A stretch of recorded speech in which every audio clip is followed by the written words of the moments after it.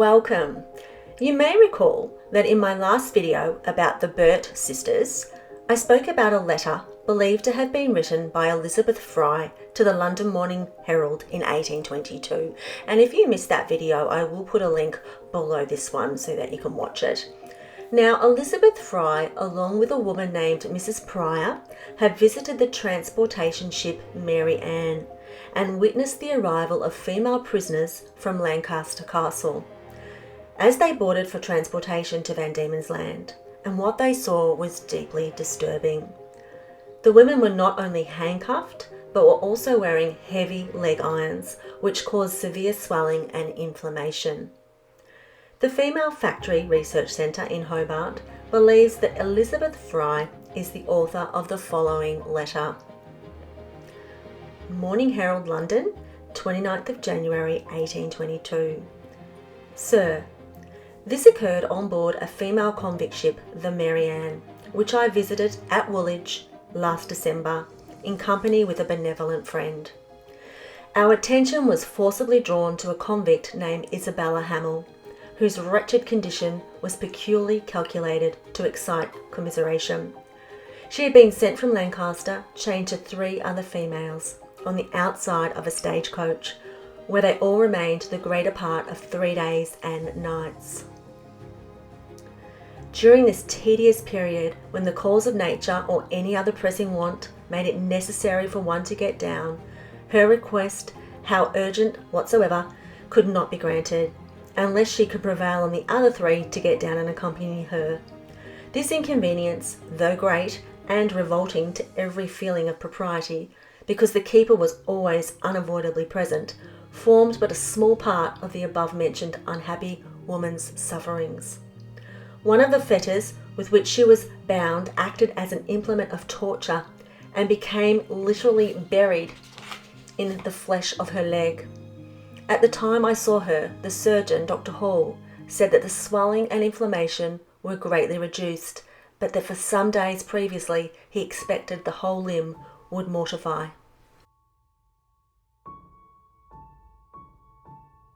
After reading this disturbing account, I wanted to know what had become of Isabella.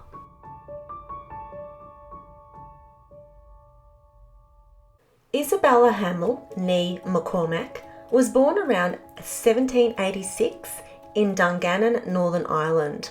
At the age of 25, she married a man named Hugh Hamill in Glasgow in Scotland. Hugh was 14 years her senior. Isabella worked as a mantua maker, a type of dressmaker, skilled in crafting mantuas, I hope I'm saying that right, mantuas, which were loose-fitting gowns worn over petticoats, often featuring trains and elaborate draping. Hugh's occupation is not recorded. In time, the couple became involved in a large-scale forgery scheme, producing counterfeit banknotes. In March 1821, 21 individuals, including Isabella and Hugh, were brought before the Lancaster Assizes on charge of forgery against the Bank of England. Mr. Justice Bailey, after a brief address to the accused, during which he emphasised the societal harm caused by the circulation of forged notes and the urgent need to suppress such dangerous offences, sentenced each of the prisoners to 14 years transportation. Isabella was 34 years old and Hugh 49. The prisoners were taken to Lancaster Castle. Thankfully, by this time, Elizabeth Fry's sex segregation reforms had come into effect. Sometime later, Hugh was transferred to a hulk. His jail report stated that he was very orderly, and his hulk report listed him as quiet and orderly. Isabella stayed at Lancaster Castle 9 months before being transferred down to Portsmouth. Now, I had to ask AI how long it would have taken for a carriage to travel all the way down to Portsmouth from Lancaster Castle, and this is what it told me. The journey from Lancaster Castle to Portsmouth by horse and carriage in the early 19th century would have been a significant undertaking. So the estimated travel time was roughly 270 to 300 miles, which is 435 to 480 kilometres, depending on the route. The average speed, a horse-drawn carriage typically travelled at 4 to 6 miles per hour, with breaks for rest, meals and overnight stays. Look, I don't know how many of those there would have been for prisoners. The daily travel would have been around 30 to 40 miles per day, and so according to ChatGPT, the journey would likely have taken 7 to 10 days, with road conditions, weather, type of carriage and stops, etc. affecting the travel time.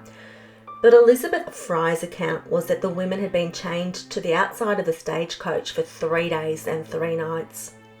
So I don't really understand exactly how the women got down to Portsmouth and what happened. Did they have to walk? Were they in the carriage part way? If you know how convicts were transferred from Lancaster Castle and other prisons down to the wharves, down to the hulks, down to the transportation ships, let us know in the comments, because I've never really thought about that before, and it's quite it's fascinating, but it's also quite shocking if they had to walk that far in chains.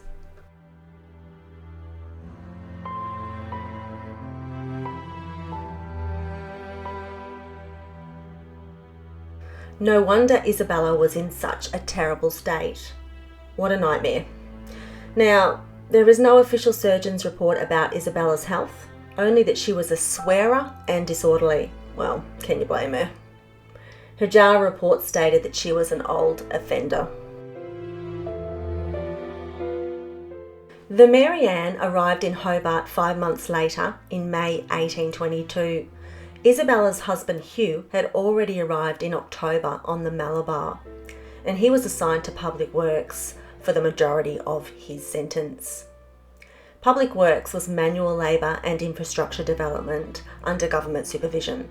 These tasks were essential to the colony's growth and included road construction and maintenance, bridge building, land clearing, quarrying and stone cutting, construction of government buildings, drainage and irrigation.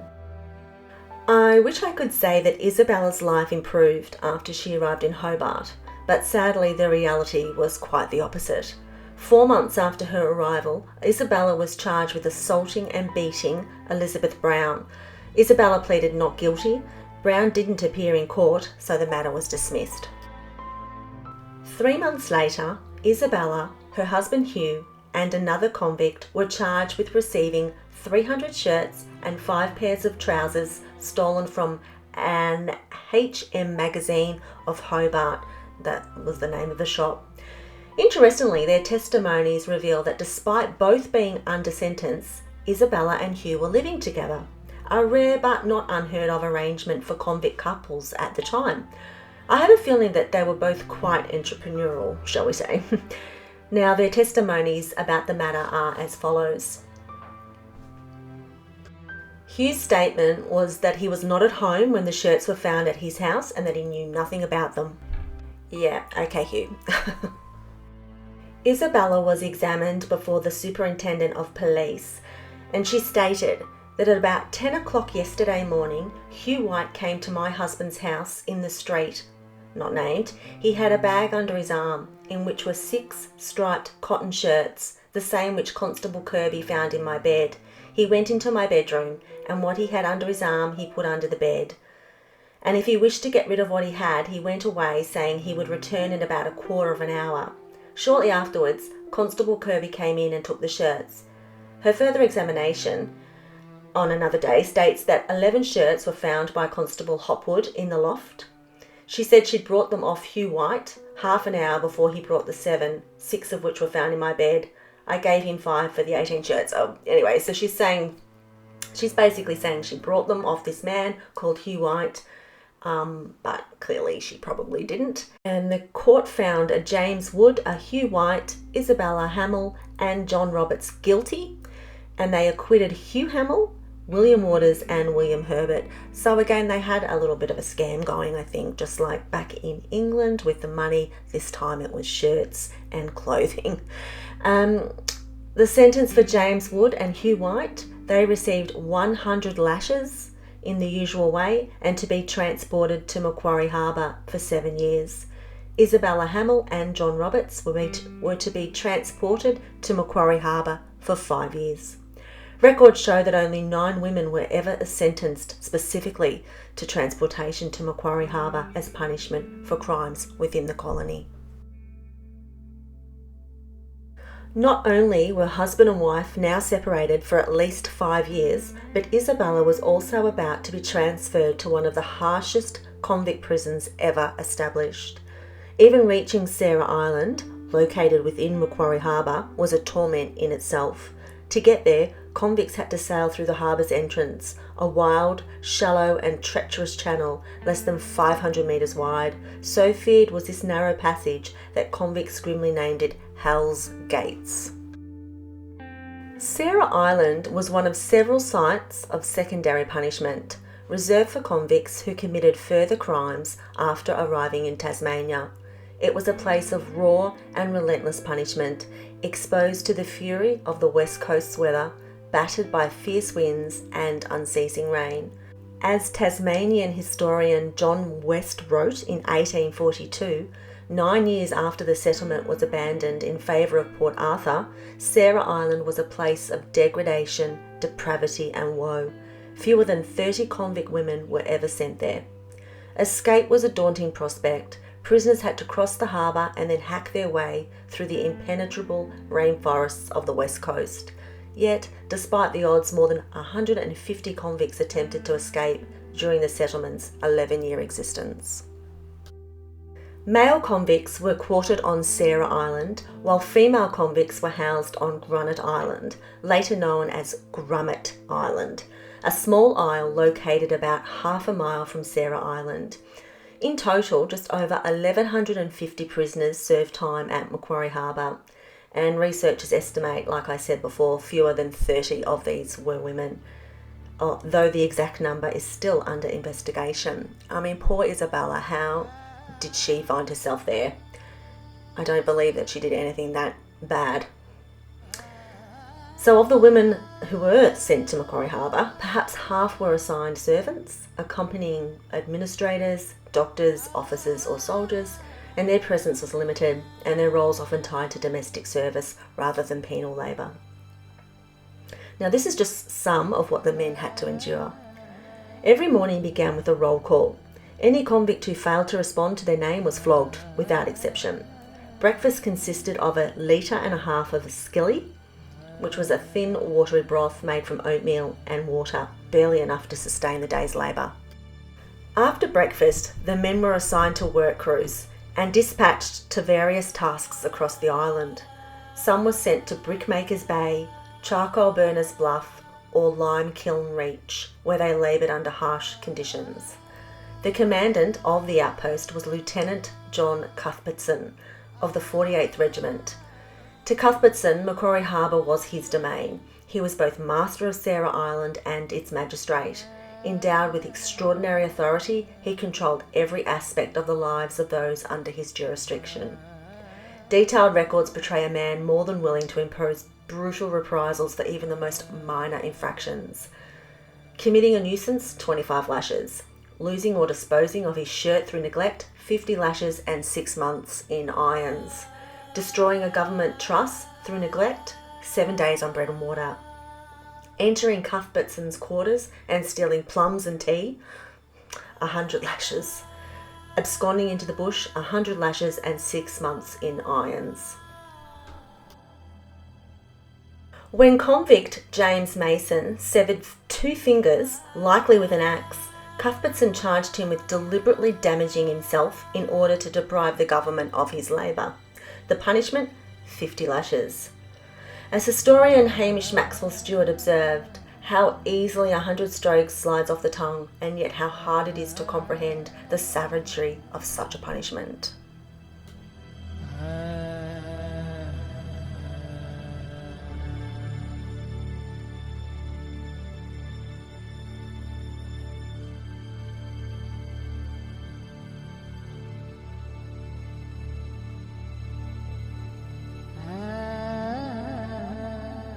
Victims were stripped to the waist and bound to a wooden stand known as a triangle, legs splayed, arms raised above their heads.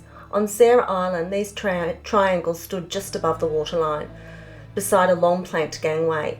Cuthbertson personally supervised each flogging, pacing the gangway. Each stroke was timed to match his steps. When he turned at the end, another lash was delivered. The instrument used was the cat o' nine tails, a whip with 9 strands of cord, each knotted at least 7 times. The version used on Sarah Island, the feared Macquarie cat, had small pieces of metal woven into the knots. Oh, good grief.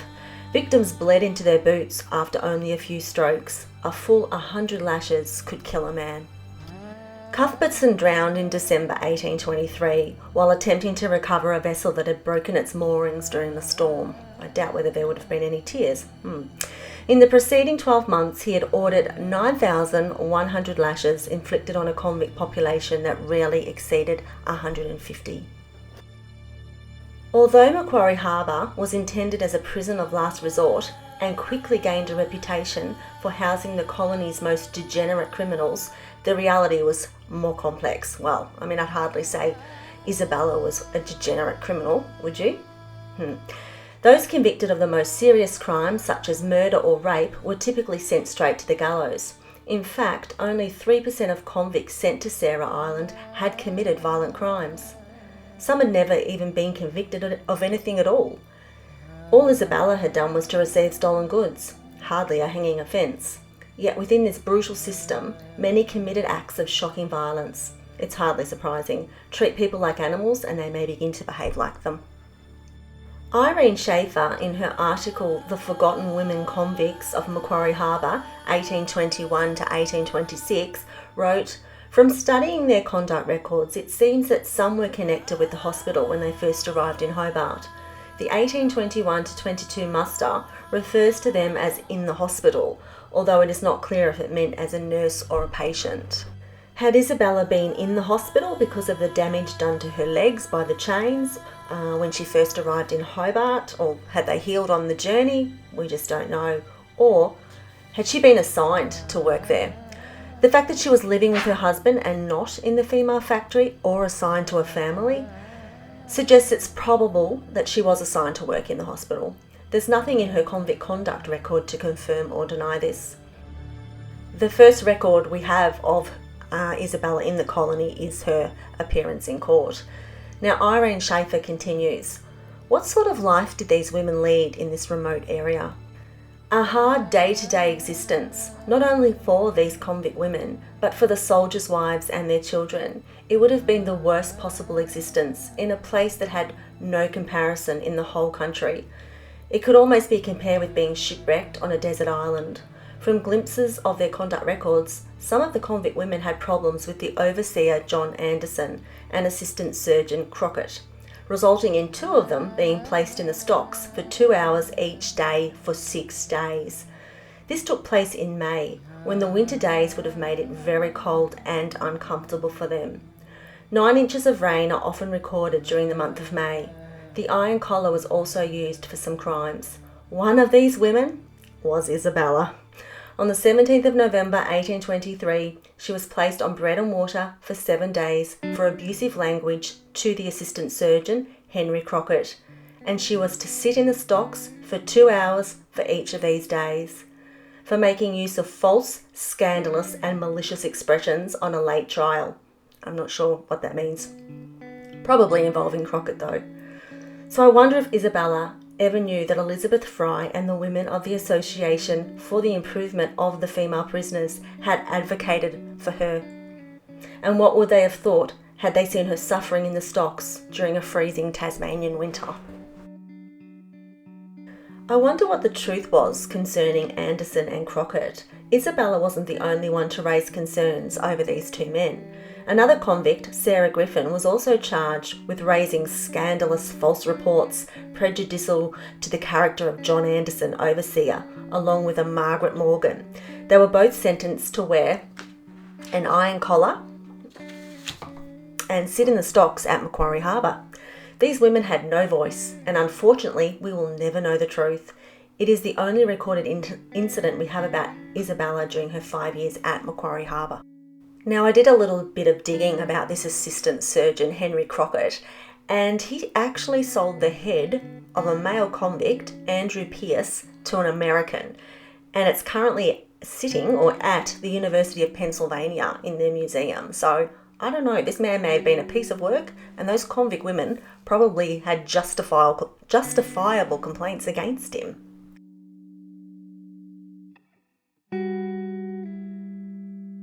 By 1826, Isabella was back on the mainland of Tasmania, and in 1832 she was assigned to a Mr. Macquarie. 3 years later, in March 1835, she was free by servitude, and she was also given a certificate of freedom. Now you may be wondering what became of Hugh Hamill during his wife's time on Macquarie, or at Macquarie Harbour, and he remained assigned to public works, narrowly escaping transfer to Sarah Island himself. In November of 1822, he was charged with absconding, his offence being mustered to attend church and failing to show up. The punishment was 14 days of hard labour. A year later, he was again charged, this time with rambling about the sheets during divine service. I think he had a problem with going to church, by the sounds of it. While the exact meaning of this phrase is unclear, it likely refers to disruptive or inappropriate behaviour during a religious service. Whatever the case, it's clear Hugh wasn't fond of church. He received 2 more misdemeanours against his name that year for absconding from church and for not attending, although the last one recorded that an illness had prevented him from attending. There is one more misdemeanour that I can't quite make out concerning his wife Isabella, and I believe it says, bond in £20 and 2 sureties of £10 each to keep the peace, 12 months towards Isabella his wife. Now, I don't know what this means, and if you do, please leave a comment and tell us all.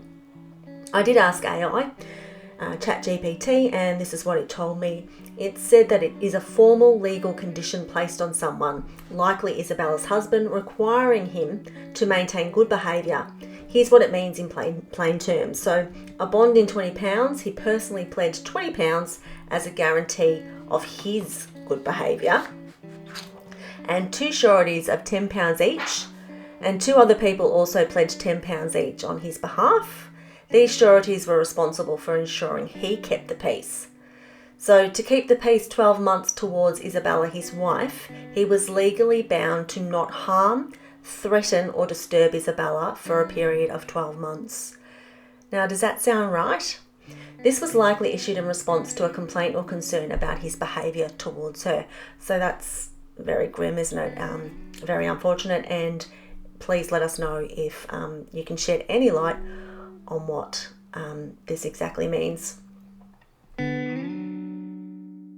Isabella's certificate of freedom is the last record I've been able to find for the couple. By 1835, Isabella was 49 years old and Hugh was 63. There are no records of them having children. Sadly, both probably died as paupers and are buried in unmarked graves somewhere in Hobart. If you have any more information about Isabella or even Hugh, please let us know in the comments. Isabella Hamill's life was shaped by hardship, injustice and resilience. From the chains that scarred her legs to the silence of the convict records, she endured a system that gave her no voice and little mercy. Her story, fragmented, often overlooked, speaks to the strength of those who survived the brutal machinery of transportation and penal servitude. Though the archives fall silent after her certificate of freedom in 1835, Isabella's legacy lives on through her part in our unique history. She is not just a footnote in colonial history, but a woman who bore the weight of empire, punishment and survival. We remember her, not for the crimes she was accused of, but for the courage it took to live through what followed. We remember Isabella Hamill as part of our extraordinary convict history.